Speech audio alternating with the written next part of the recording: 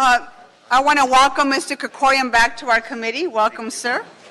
And also congratulate Mr. Correz for being vice chair of this committee. Thank you very much, Mr. O'Farrell, for continuing to serve, and Mr. Cedillo as well.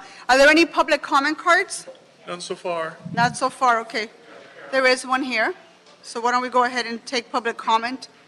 Public comment and general public comment I will take together.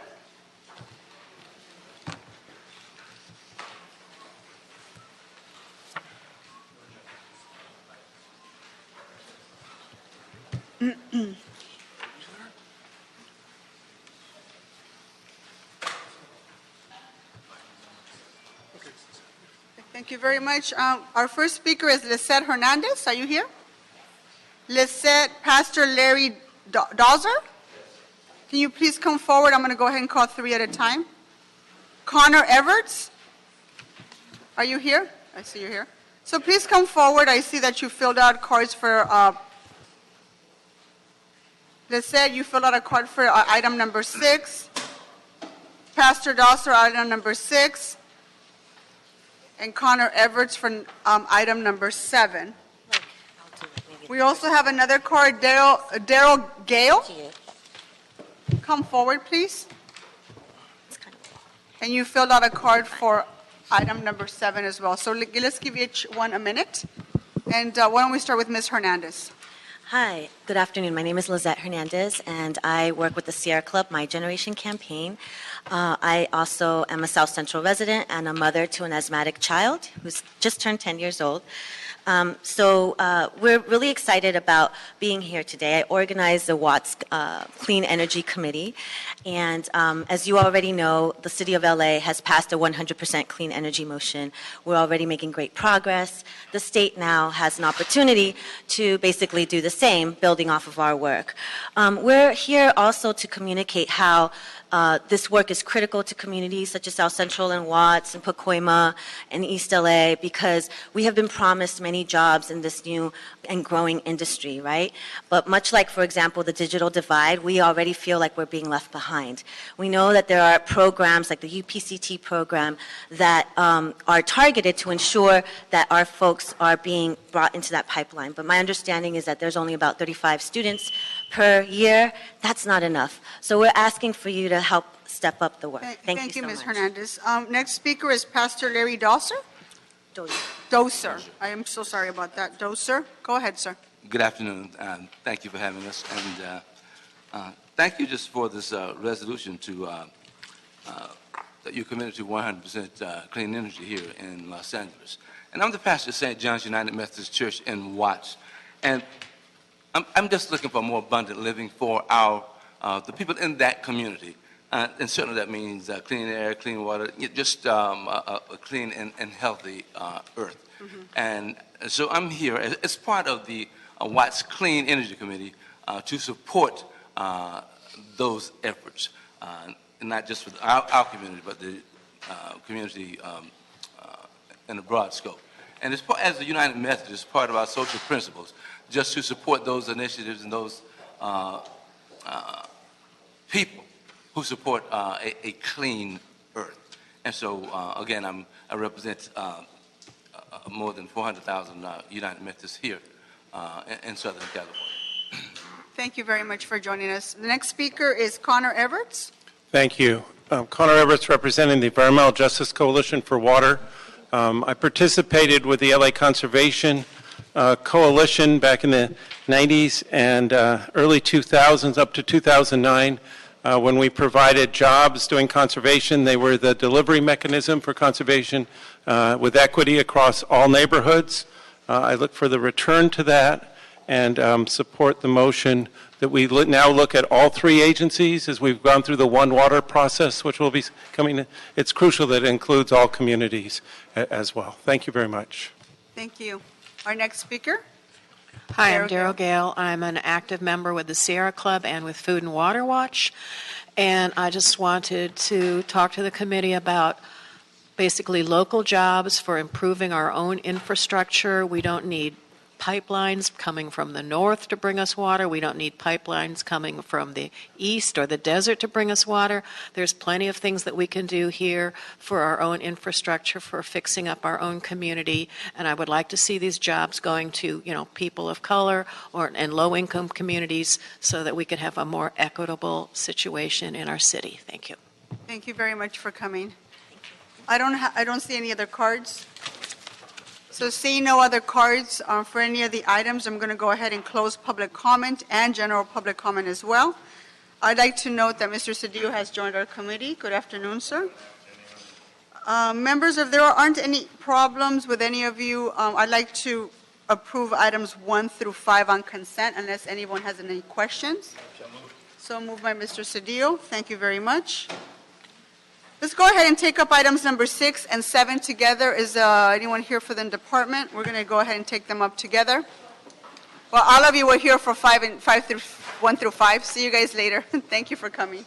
Yes, would you want to read those into the record? Yes. Sorry. Item number 6 relates to the DWP report in response to motion Krikorian, Bonin, Wesson, Koretz relative to developing and implementing research partnerships associated with determining 100% renewable energy portfolio. And number 7 relates to motion Martinez-Huizar relative to instructing the Department of Public Works and DWP to report on how their operations incorporate environmental justice and related matters. Okay, thank you very much. We're going to go ahead and list and hear item number 7. I see you're passing out a presentation. Do you need us to dim the lights a little bit? Would it make it easier for everyone to see? And members, I would like for the department to just shed some light on how are you going to use this notion of environmental justice, in particular as it relates to operations and infrastructure, was basically the point of the motion, and I would like for you to incorporate that in your presentation. So would you like us to dim the lights, or is this okay? Oh, it's not ready? Is something wrong with the projector? We don't have a computer connection. Okay, so this is where you, okay, got it. So we have something in front of us, members. Does everyone have a copy? Okay, go ahead. Good afternoon, council member and committee members. And I believe if you would like to talk about the environmental justice item first, Mr. Okay. John Chen. So we're going to, okay, so let's start with item 7. I think you labeled it on the That's correct. folder you just passed out. Okay, go ahead. Good afternoon, Chairwoman and member of the committee. My name is John Chen. I'm the Director of Corporate Performance at Department of Water and Power. Thank you for the opportunity to come here to speak to you regarding environmental justice, your motion. We have met with your staff and looking forward to work with your staff to develop the guidelines for the city on environmental justice. In 2016, Department of Water and Power through the Board of Commissioners have approved the Equity Matrix Initiative. And since then, we have been working on developing those matrices. The purpose of the Equity Matrix are performance indicators that provide policymakers and program managers with data to assess how well programs, services, and resources are distributed and utilized geographically and demographically. We have, the Board of Commissioners have defined 15 matrices. It's part of the presentation package you have. It's on page number 4. It relates to the water power infrastructure investment, customer incentives, program services, procurement, and employment. Just this morning, we have presented to the Board of Water and Power the second semi-annual report regarding the equity matrices. And first of all, I just want to touch on some of the highlights of the program. We are using the Cal Environment Screening map for some of our baseline data. And we are using their poverty level definition for our maps. And if you look at page 7, we have mapped out some of our programs, such as the home energy improvement programs, on the cluster map with the income distribution as a background layout for the map. so that visually we'll be able to see how the program are distributed throughout the city of Los Angeles. On page number 8, currently we have the water main line replacement program. As you can see from the graph, staff has identified various, evaluation criteria for determining whether or not the water main line needs to be replaced. Those include leaks, material pressure, age, diameter, elevation, etc. However, with the equity matrix, we are inserting one more component to all those criteria. That's whether or not we have seen overall the replacement programs equitably distributed throughout the city. In addition to the graphs, we have also developed dashboard report. The graphs can be used externally to communicate what we're doing, to provide transparency to the outside world. However, dashboard reports are intended to be used internally for managers. It has the background purpose of each of the programs, the achievements, performance variance, and then what's the projection, the goal for this program. At the end, it also shows the management comments report on what to do to improve the program or keep it performing at the very high level. Some of the way we developed the program, if you look at page 10, this chart shows the power reliability throughout the Los Angeles area. Initially, we have various districts. There's a total of 7 districts: Northridge, Van Nuys, West LA, Palm, Lincoln High Central, and Wilmington. Those data indicated that some of the areas that has better reliability than the others. As the chart shows, that West LA actually is not doing as well as the other areas. One question came out is that what about our neighborhood? So we went out and met with the neighborhood council, and they say, well, it's nice to show a very large district, but what about having smaller areas? We changed the approach. We collect data and increased the data points from 10,000 points to 1 million points. So now we have the information based on census tract. By the way, this information was presented to the California Energy Commission on their workshop regarding their proposed equity matrix framework and structure, and it was very well received by CEC and CPUC commissioners. I won't go through all the details, but the bottom line is we have those 15 various graphs and charts that's being published on our website. It's being used internally for operational purposes, and we have and will continue to hold regular meetings with the stakeholders to receive comments. We plan to work with the academic professionals to give us suggestions, guidelines on where to go to enhance our programs. So feel free to, I just have one question. Can you elaborate a little bit about what the parallels are, or maybe some of the differences between our efforts on environmental justice and Mr. Fungenberger? I think Fungenberger's efforts on the equity metrics. I'm sorry, there's just been so much noise. I'm going to ask everyone in the public. We can hear your voices project up here, so it makes it very difficult for us to hear. Same with the shutting of the door in the back. Can you go ahead and just elaborate a little bit about some of the parallels and differences? right now we have focused a lot on the services and program, like the rebate programs for Department of Water and Power, and some of the procurement. But I think a lot can be improved on the infrastructure to look at how we evaluate, how do we look at, project siting locations, what is our overall goals for generation resources for the certain communities. Those areas can be more focused on making sure that we have environmental justice criteria So in mind. infrastructure would be one of them. The second one would be procurement. Procurement, yes. Job creation, procurement. Employment, we have a lot of infrastructure projects, and we'll make sure outreach to the various area for employment. Okay. So, but this is a work in progress. We have some groundwork we have done at Department of Water and Power, but going forward, I'd like to, continue to enhance it by working with the office and maybe create program, policy, and framework that can apply throughout the city rather than just focus on Department of Water and Power. Right. Okay. Members, are there any questions on item 7? Seeing none? I might have. You have, okay. I also want to note that Mr. Koretz has now joined our committee. Go ahead, sir. A couple of questions.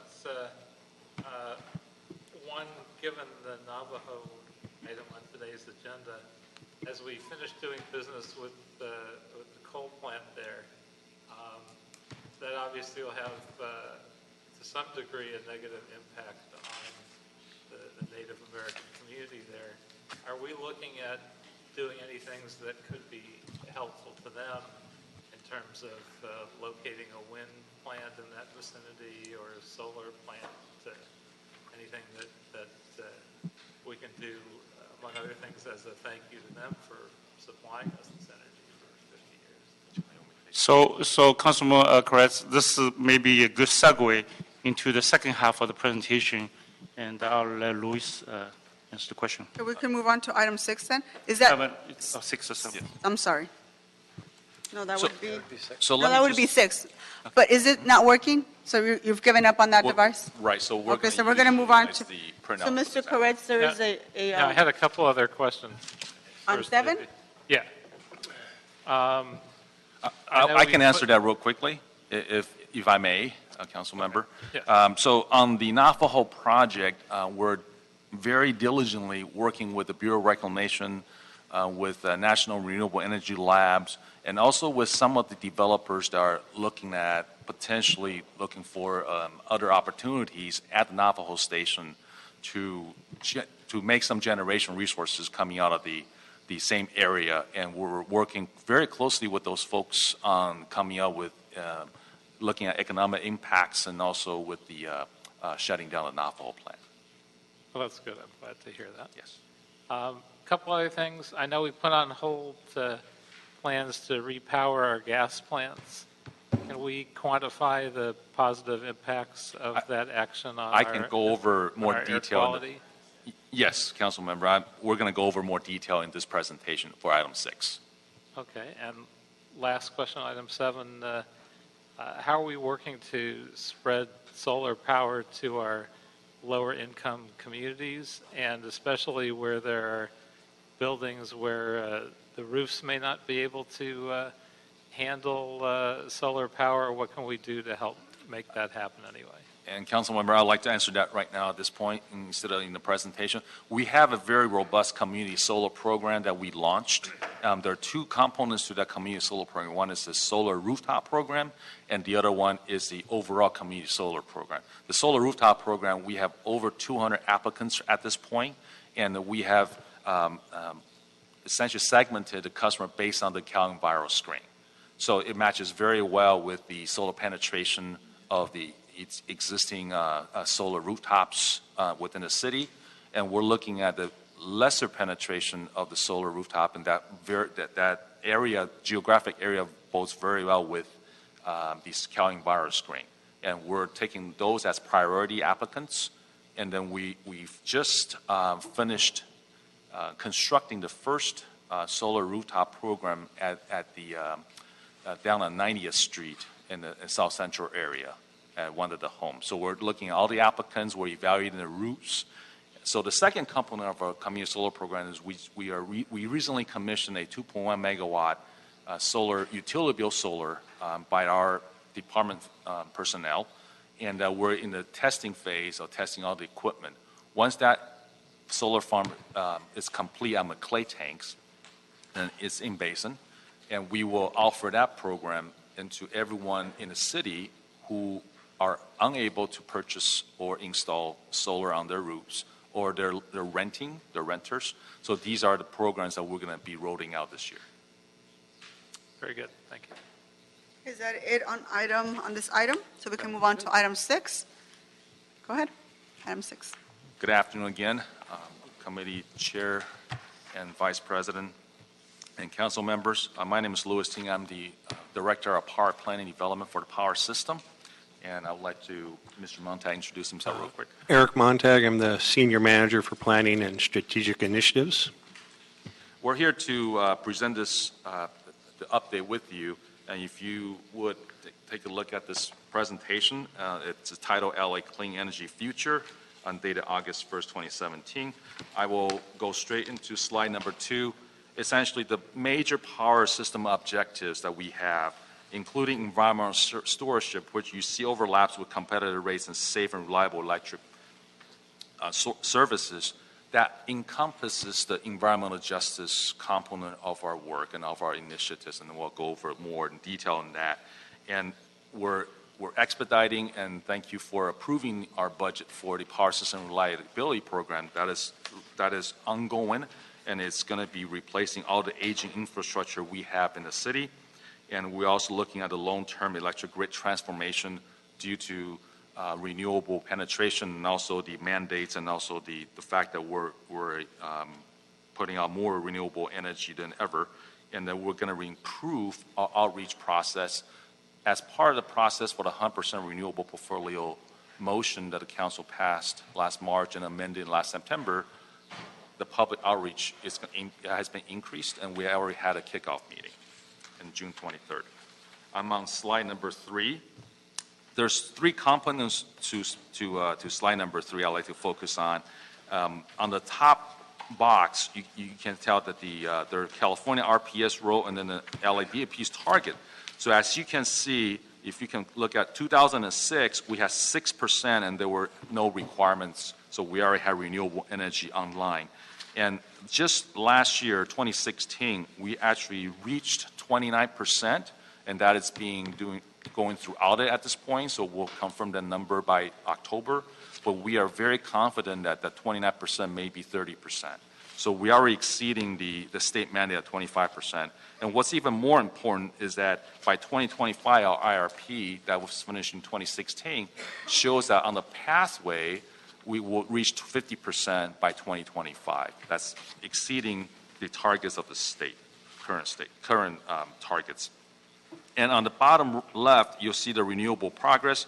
And I'm not going to go into all the details, but on the 221 megawatts of BTM solar, I apologize for the acronym, I will spell it out for you right now, it's behind the meter solar. These are the distributed energy resources that we are able to accomplish based on the solar incentive program that we offered before the state mandate. So we offer so far $303 million and have about another $12 million left in the program. And I just want to highlight that we're one of the only utility that we can find that still offer, with this large of a vertically integrated company, that offers a solar incentive program to our residents and commercial customers. So that is very significant. We offer 303, we have about $12 million left in that program. And on the very right-hand bottom, right, that bar charts, what's significant about that is the greenhouse gas emissions reduction because of the divestiture of the Navajo plant last year. We currently have already met, and this is still subject to audit, that we are very confident by this year we will surpass the SPX 32 requirements of 40% reduction in greenhouse gas by 1990 levels. We are going to be about 42% reduction of greenhouse gas by this year. So we'll see that update in this year's integrated resource plan. So that is the significance of that chart. I'm going to move on to slide number 4. Again, this is a summary of our transformation of our resources based on the integrated resource plan that we completed last year, and we're doing an update this year. This is the interim year before the next advisory committee meeting next in 2018. But in 2016, as you can see, the renewable resources about 21%, and we project by 2036 we'll have about 65% of renewable energy. What is significant about that is that it will take us about 20 years to go from about 21%, which we believe the energy is actually about 29-30%, but this is the IRP, which is it's just a projection. It'll take us about 20 years to get to 65%. Part of the reason because of, again, with added programs such as energy storage, such as other type of renewable resources coming in, we need to make sure that we do not have a significant impact on rates. We need to do this in the right way with our vertically integrated structure and owning all the transmission and distribution in our system.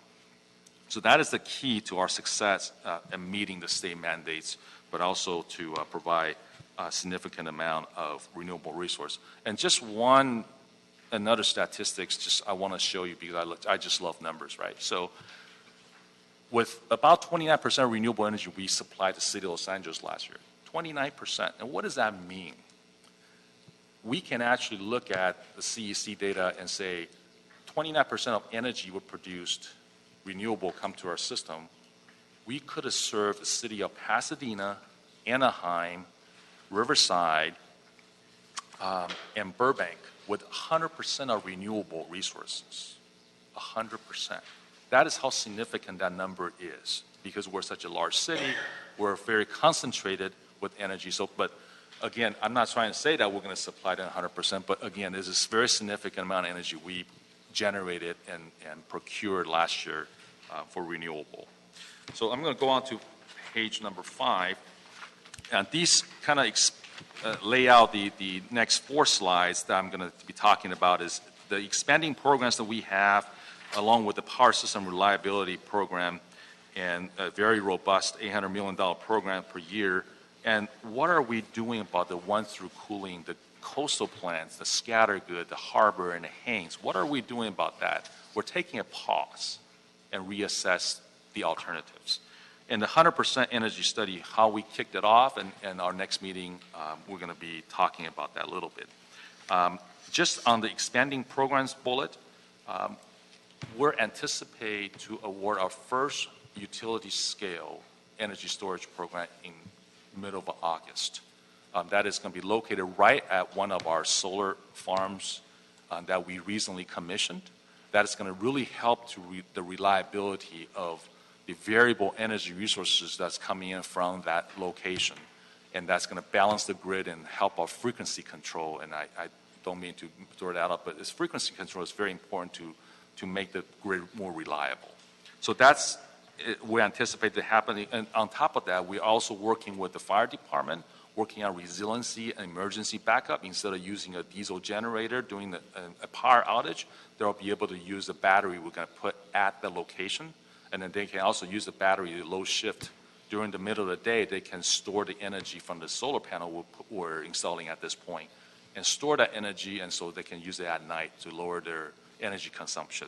So there are many facets of energy storage we're working on. In addition to, we're going to put energy storage at our own JFB building as a pilot project so our engineers can understand how energy storage can benefit the grid. We're also talking to Rex and Parks. We're also talking to the LA Zoo about our pilot project among several other ones. Energy efficiency is key, and community solar I just mentioned. The electric vehicle charging and that electric vehicle charging is another initiative that we are essentially put some urgency to, and we're expanding it. This fiscal year, 17-18, the budget that was approved, we essentially upped the effort 5 times on the budget alone, that we want to put more chargers on the public places, working with other departments in the city to install more electric chargers. And distributed energy resources, I mentioned just about the solar incentive programs, but in addition to that, all of the other initiatives behind the meter, we're looking at pilot projects to better the grid to make it more reliable. And last but not least, the energy imbalance market, we're taking the first step. We already took the first step of implementing, signing the implementation agreement with California ISO, and which is a voluntary program where we decide to what resources to participate within the system.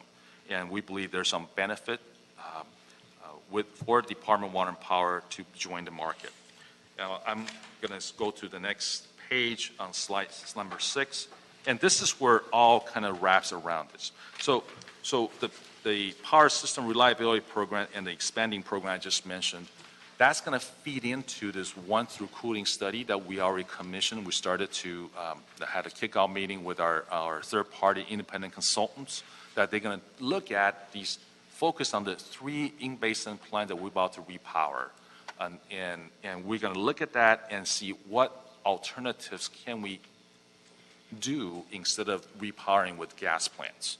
So in other words, hopefully through this study, and we're very confident we'll find alternatives to using 100% natural gas. We'll be reducing that amount potentially and including other programs that we are embarking on. For example, all the expanded program I just mentioned, energy efficiency, demand response, energy storage, and so forth. And all that modeling that will take about 8 months to do, or a little bit less than that. By first quarter next year, we'll take that model and roll that into as part of the 100% renewable energy study, which we target completion about June 2019.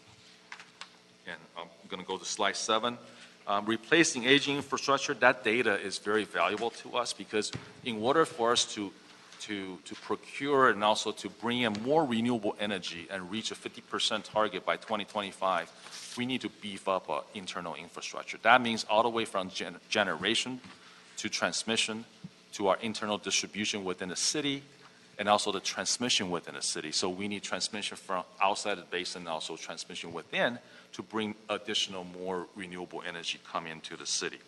And again, I mentioned the expanded program, and that also requires to beef up our internal infrastructures. I'm going to go on to slide number 8. And what this one-through cooling study is all about is that we're taking a pause, like I mentioned before, to reassess what alternatives are out there that exist today and that we anticipate to be cost-effective and feasible to replace the gas plants. So whether or not it's combination of gas plants or energy storage or combination of demand response with energy efficiency, we're going to look at all the possibilities and see what alternatives do we really need. And the key point there is that we're going to look at reliability as the first, number one, most important component of our study, along with the economic and impacts and so forth before we determine whether it's a feasible project. Again, we'll definitely analyze the reliability in-basin generation transmission system. We're going to model over a period of 2017 to 2030 and various scenarios to develop viable and achievable alternatives. The study results are really going to help us determine optimal solutions, technologies, and projects to provide balance between maintaining high reliability and local electric system, minimizing environmental impacts, as well as refining procurement strategies to minimize impacts on rates. I'm moving on to slide number 9. So here's where once we have the study for the one-through cooling power plants, that model will also be utilized as part of the 100% renewable energy study. And I'm not going to read the mission statement. It's right there. It is developed. The mission statement is developed straight out of the motion and also the amendment that was passed by the council, given as a directive to LADWP. And I'm moving on to slide number 10. And some of the study considerations, and this was developed through our third-party consultants that we have on board, and also additionally, most importantly, is one of the charge from the council was to work with Department of Energy, and we have already embarked that effort with National Renewable Energy Lab, which is a division of DOE.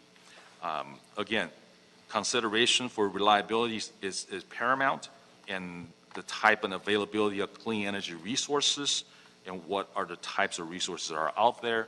We're going to look at aspirationally. However, we're going to look at realistically also. Role of energy storage, energy efficiency, demand response, and energy imbalance market. How is that going to benefit the department? How is that going to benefit the grid? And also, how is that going to benefit City of Los Angeles? That's going to all be looking at. And we're going to look at some developing technology that's out there. Again, also critical transmission investments. What's our role as far as existing gas plants? How is that going to play out throughout this whole transition from gas to renewable. And we can definitely will have scenarios on that. And obviously, the one-through cooling OTC study that was just completed will be part of this whole entire study. And we're going to look at optimization of cost, the impacts to local economy, and most importantly, the impacts for local ratepayers. And the next slide on 11, I just want to kind of highlight the amount of stakeholders and the partners that we have for this 100% study. And I want to thank you, Council Conor, for being there, making an excellent speech on a kickoff meeting. And again, we didn't do this because it was easy. We did this because it's hard. And thank you for that quote. And we truly appreciate that. And it is going to be hard, but it is a doable task for us. Again, this advisory group is already being set up, and we have all these stakeholders and also partners working with us. On the next slide, so the research partnerships that we are developing, and again, this is coming straight developed out of the motion, but what I want to focus on page 12 is really the macroeconomic impacts and also the environmental justice impacts. That will also be highlighted and focused in this study. So the last slide before the question and answers is that we're going to continue, our next step is continue the one-through cooling that we have recently started it, and we're going to continue to implement the CAISO energy imbalance market, which will bring benefits to the city, and continue development of potential energy storage opportunities that we'll bring forward to you. And we're going to continue to foster partnership with research institutions, academia, environmental groups, and other external stakeholders. We definitely will expand public outreach transparency and also look at major opportunity for non-fossil fuel energy. I'm open up for questions. Great. Members, are there any questions? Mr. Krikorian. Thank you, Madam Chair, and thank you for really an excellent report, for great steps forward so far. I just got a couple of questions on the presentation that I want to talk about moving forward. First, on the power system accomplishments. I'm really glad that you've laid this out because I'm not sure that enough of the public understands what extraordinary leadership LADWP has taken, setting the standard really for the state and the country in its commitment to a reduction of greenhouse gas emissions and in commitment to renewable energy, and the charts here show it. I just did want to put the renewable progress part of this into a context because you only have solar and wind listed here. There's no mention of geotherm or small hydro or any of the other RPS eligible sources. What do these numbers indicate this under renewable progress? Is this progress that have been made in those categories since a given date, load that's been added since a given date, or what? Thank you for that. That's an excellent question, Council Member. The geothermal, we have recently signed a 150 megawatt contract that came to Council for approval, and we truly appreciate that approval because geothermal produces the base load energy that we need 24/7. It's not a variable energy like solar and wind. We just didn't highlight it, but we can definitely share with you a report that we publish monthly that is public data that has all of the energy resources. We have over 2,400 megawatts total in service today. That includes geothermal, small hydro that we own at the Gorge, Owens Valley. So, for example, the small hydro at upper, middle, and control gorge add up over 120 megawatts of renewable energy that we count every year. And again, renewable energy doesn't include all that right here, which is highlighted the large solar, the behind the meter solar and wind. The 384 plan is additional resources that we're looking at this point. For example, we're talking about a little bit about Navajo. We're talking a little bit about more additional energy from the Owens Valley. We're also talking about some of the geothermal resources we're looking at this point. So these are all the additional plans. But we definitely can share with you the monthly renewable portfolio standard report that we publish every month. Okay, great. That has all of the data. I'm sorry if I missed this. Why wasn't it included in the chart? We did. That's why he has me. So you have it all? I produced this slide, Okay. and I'll hear it later. I just overlooked it. You over, okay. Yes. Yeah, we will share it because if I include that chart, this chart will be a true eye chart. You won't be able to see it, but we can definitely share that chart with you. Great. Well, and then if you, on the next slide, Yes. this is the more macro 30,000-foot level view. What which page is are you great. looking at, Mr. Four? The one, transformation of resources. Page Slide number 4. four. Page 4, yeah. Again, I think sometimes people may miss this point, but we have 65% renewable in 2036. But another way of looking at that is that we have 79% greenhouse gas free generation by 2036, whereas today we have 37%. So when you add hydro, when you add the nuke, when you add the other non-greenhouse gas generating resources, we've more than doubled our commitment to reduction of greenhouse gases within that 20-year span. That's a remarkable achievement if we can do it. I just want to thank you for your commitment, you and Mr. Wright and everybody on the staff at DWP, because this report, this research partnership that you're developing and that you've jumped into with both feet is game-changing for renewable energy generation, I think, nationally. This is the largest utility in the country to commit to a 100% renewable goal, but it's lots of people commit to it. Very few people actually plan for it. And what we're doing with this step is doing the difficult work of actually planning how do you get there.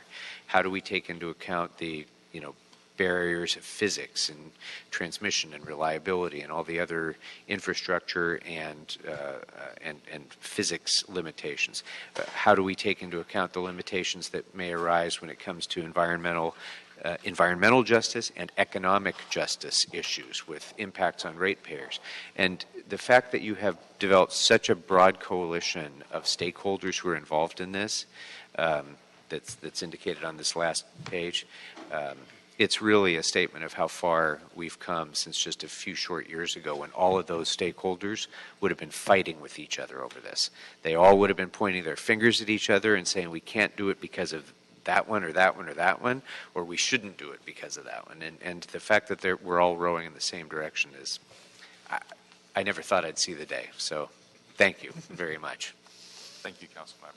Thank you, Mr. Corcoran. Any other questions? Mr. Thank you, Farrell. Madam Chair. I have three specific questions, and one relates to the equity metrics, and the other two relate to the clean energy future piece. On the equity metrics, in relation to the water main line plan replacement program, do we have a number of jobs in the short term, long term future, et cetera, that are going to be, you'll be hiring for this specific program?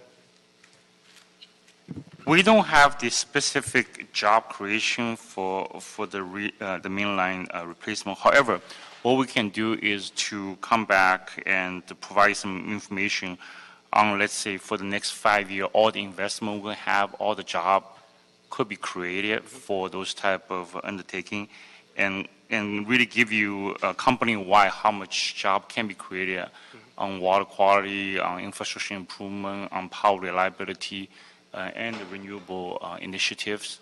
That would be, I think that could be especially helpful since we're talking about equity, jobs, and the whole social justice piece in terms of communities that struggle, where we need jobs, and thinking ahead and developing a program and working with the locally placed nonprofits and organizations that specifically focus on all those issues. It could be a great marriage to think of well into the future, well in advance, with this very ambitious water line replacement program. So that would be terrific to have a sense of that, so we could plan accordingly. And then the other is in terms of the clean energy future piece. If you could expand a little bit more on the utility scale energy storage program. And you mentioned a contract being let, I think you said this month. Middle of August. Middle of August. Okay, if you could just expand on that a little bit, elaborate. So department has been innovative ever since the inception of the department. Our founding father, Mulholland, I mean, he's a genius as far as bringing water to the city, or else I don't think we'll be here.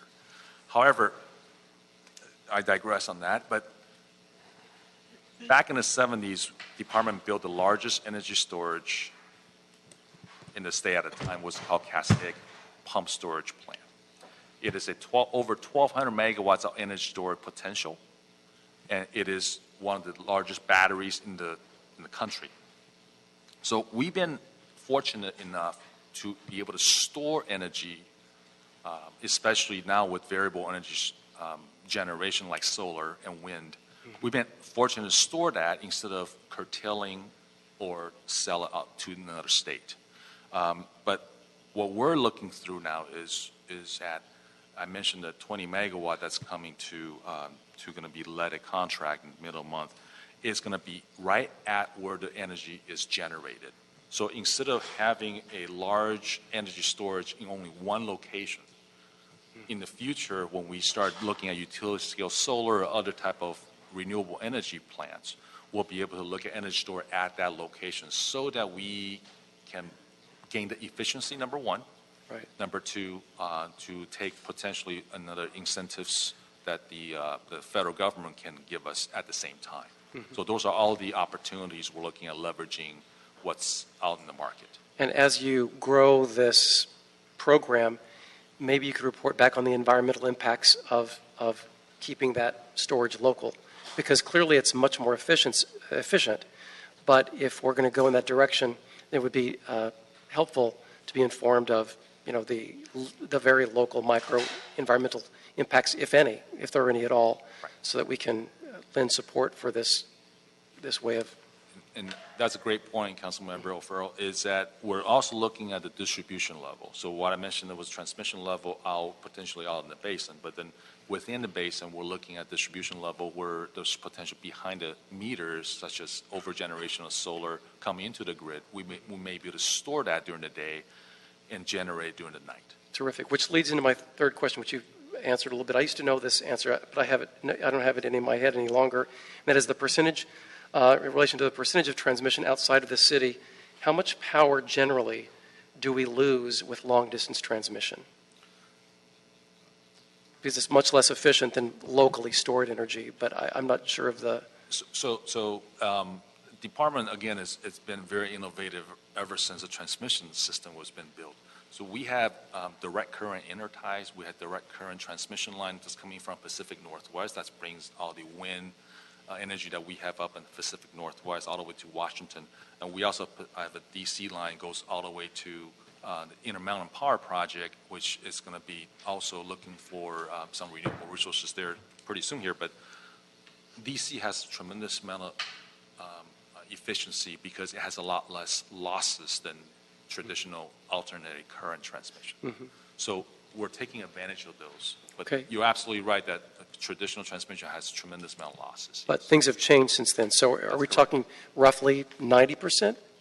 The losses. As far as. Do you remember the number? I will get back to you on that. We'll have to get back Just to you. out of curiosity. Yes. Okay. We'll get back to you on what's the latest as far as transmission losses. Terrific. Thank you. Thank you. Any other questions, Mr. Carras? Thank you, Madam Chair. I don't know if I'm remembering correctly, but I recall reading that we need to make a change to the city charter to allow for distributed generation projects and smart grid and such. So I don't know if that's correct or not. I have to defer that to our perhaps chief legislative analyst or somebody who knows the charter better than I can answer that question. But we're looking very diligently on distributed resources. In fact, we have over 200 applications for energy storage behind the meter application into our interconnection into our grid. And we're finding some enabling processes in order for us to get those online as soon as possible. Where did you hear that? I'd have to dig back to. Several years ago, Madam Chair, Rafael Pereira with the CLA's office, when solar power started to take hold, there was concerns about with the way the charter is structured, that if an entity was going to come into the city and produce power without the Department of Water and Power, that would create a conflict with the charter. What has been done since then is entities can come into the city as long as they partner with the department, they're fine. So that's what's basically changed. It's partnerships. If they're Avoid split- competition, in other words, yeah. Yeah, yes. There you go. So under that circumstance, is there any circumstance in which we would still have to do that, or are we able to entirely solve that problem through partnerships? As long as they continue on the current path, which is more of it in terms of partnership with these entities, we should be fine. Well, that's good. I'm glad to hear that. We've obviously made incredible progress, as Mr. Krikorian mentioned. Certainly, if you had told me 20 years ago we'd be where we are today, I probably would have said it was impossible. We've also obviously had some technological improvements. At the same time, if you had told me that climate change would happen as quickly and dramatically as possible, I don't think anyone anticipated that either. With just right now, fires raging everywhere, parts of our country flooding just under high tides, Miami now having that problem. I know in some of the Hawaiian Islands, they now have K-rail along their roads near the water, and that will be increasing. So I'm also guessing that even though our 2036 goals are remarkable in historic context, I would have to think that in a few years we'll say that's not good enough, and by 2036 we'll actually be talking about having no greenhouse gas production as a result of this pie chart. So I'm wondering if we're not aiming too low, because I'm almost certain that 10 years from now we will see continuing dramatic change and realize we have to provide greater leadership and speed up our timeline. So is there any chance we would also look at creating a potential plan, even if we think we're not ready for it yet, that would get us to no greenhouse gas production by 20 years from now? So to answer that succinctly, it'll be definitely part of the 100% study. Okay, that would be a good thing, because I think we probably can get there. There are cities that are already there or close. We're obviously very large and very spread out, so it's more challenging. But as I've told people a number of times, when West Hollywood has done something that LA hasn't been able to do, people say, well, it's much smaller. You just do the same thing 100 times larger. So you've got 100 times the population. It's not impossible to replicate. And I think the things that are happening in the Lancaster area could be replicated here and on a quicker scale than we've been looking at so far. So I hope we really will be looking at a 100% goal for that timeline. I'm glad to hear you'll at least be studying that. That it? That's it. Any other questions? Nothing, Mr. Cedillo? Yes, Mr. Gocorn. Thank you, Madam Chair. Just one point that the committee should be aware of, too. By the MTA board has committed to 100% electrical bus fleet by 2030. And so what we're doing here with DWP in transforming the grid to a more renewable grid is going to have a dramatic local air quality impact as well.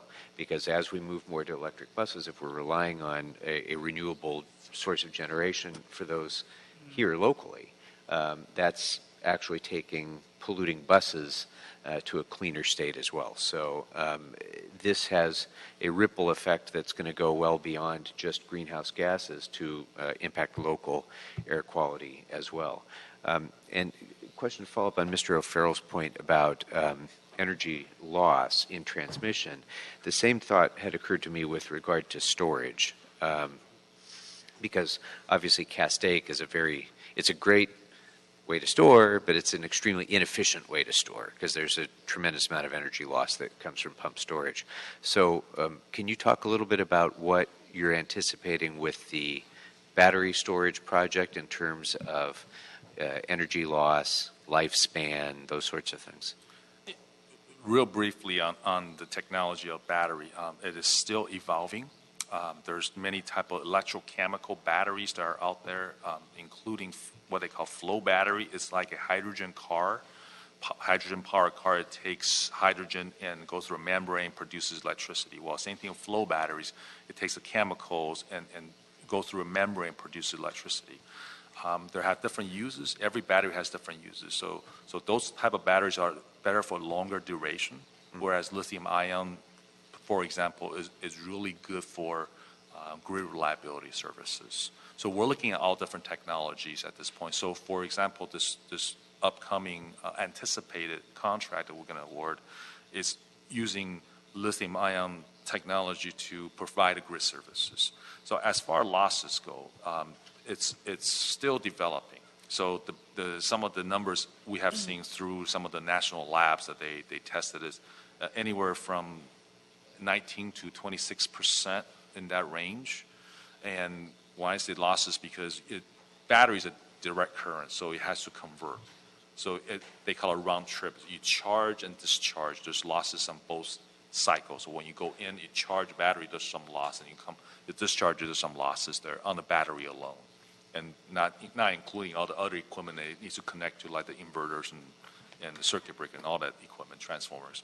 So it is more efficient than certain other energy storage technologies. It is still developing. We expect it to become more efficient. And to this, So if I can just add one thing. The other part about batteries is they degrade with temperature. So depending on where you put them, when you talk losses, it's not just the chemical losses, but it's the system losses that it takes to make up for those degradation based on temperature. So a lot of these big utility scale are outside the basin. They're in probably a little hotter spots potentially. Beacon is a good example, the one we have now. So we're considering this a pilot program because it's so big in terms of battery. We'll understand this better once we get this operating. We can monitor it. We have a performance test criteria. So there's a lot of things we're going to learn from this project, including those kind of losses, the losses Lewis also detailed out. And we definitely will come back to you guys with our report. It could conceivably have more efficiency if you locate it locally, and then if the loss from the temperature is greater than the loss from the DC transmission, you would be better off having your batteries here. Right, that is correct. It does take real estate, and that's what we're looking at with our local plan. If you see just a utility scale, it's a very big site for what is produced. So we just got to navigate those challenges in basin. And would the battery components where would they be manufactured? At this point, I don't believe that we know that answer yet because the contract hasn't been awarded. So once it's been awarded, we may know better on the actual manufacturing processes. And I think at some point we'll probably want to have a report back to this committee about that, because there are obviously environmental consequences to battery manufacturing as well.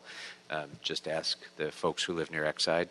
And, I think it's important that we have a full understanding of the full range of environmental benefits and detriments that come from battery storage as well. Great. And although, I apologize, but I have one more comment on that. Although that the battery is the sort of the emerging technology at this point, we understand pump storage. We understand how that works. We understand all the impacts, and we understand the efficiencies. However, with energy storage still being developed, especially in the battery front, we still need to work out as far as environmental impacts at the end of the day. When these batteries start to degrade down to 50%, kind of like your cell phone battery or laptop batteries, what do we do with them?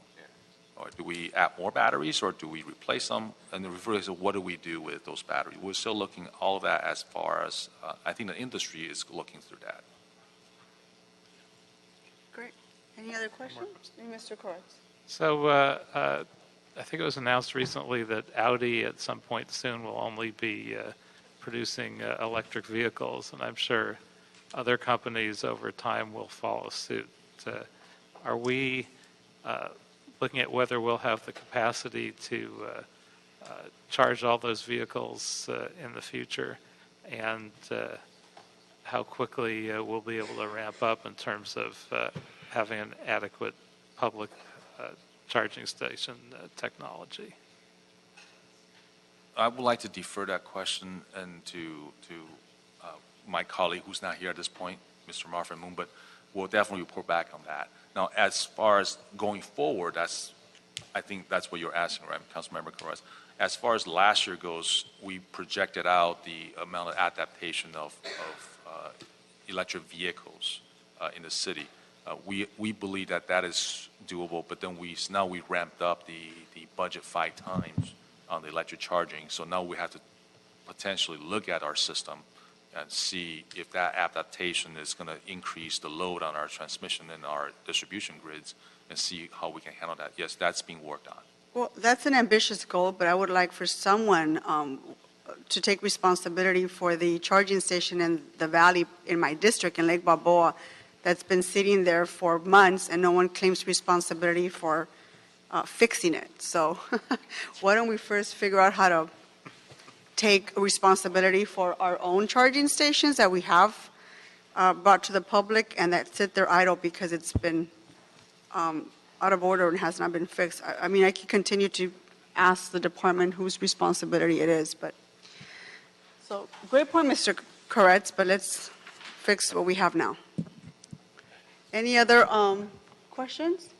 No, well, I'm very proud of the leadership demonstrated in this building, particularly with my colleagues here sitting next to me and the department staff that's here at the table. Thank you very much, and including some of our organizations, our EJ groups that have been fighting the good fight. But I don't think that our responsibility starts with a hollow goal, and it doesn't end with rubber stamping a document. The responsibility really lies on how are we going to accomplish these goals. So I would like to add a couple of actions to our work here this afternoon, gentlemen. In particular, item number 6, I'd like for us to instruct DWP to formally incorporate into their research efforts the following: an analysis by the ratepayer advocate on how each scenario fits within our current rate structure, including the impact, if any, each scenario would have on low-income customers. Number 2, the incorporation of the Cal Enviro screen into each research area as the context for each analysis, study, and/or recommendations. Number 3, the prioritization of environmental justice neighborhoods as the first immediate beneficiaries of localized air quality improvements and greenhouse gas reductions. And 4 is to report back in 60 days with an update on the proposed plan and stakeholder engagement process. Anybody have any objections to that? No. Seeing none, thank you. And on item 7, I'd actually like for this committee to continue this item, but I'd like to instruct DWP to develop a definition of an environmental justice along with a set of proposed policies and criteria that can be adopted to ensure environmental justice is a formalized principle of our Department of Water and Power, and 2, to request that CLA to provide assistance as needed, including preparation of a report and recommendations in response to the original motion. Are there any objections to that? Seeing none, No objections. that will be the order. Madam Chair, if Yes. you could incorporate the whole future jobs piece with Sure. the expansion of the pipelines into that instruction. Absolutely. Thank you. Let's do that. Any other Yes. recommend? Mr. Cedillo. In addition, I appreciate the jobs piece, the impact on small businesses and the opportunities that may or may not be provided with respect to how we go forward. These are significant amounts of commitment, and I think it's incumbent upon us to make sure that small businesses get an opportunity to participate. Great. That will be noted as well. Anything else? Okay, then that will be the order. I don't have any more items before us. We also don't have any more cards, so that adjourns our meeting this afternoon. Thank you very much for coming.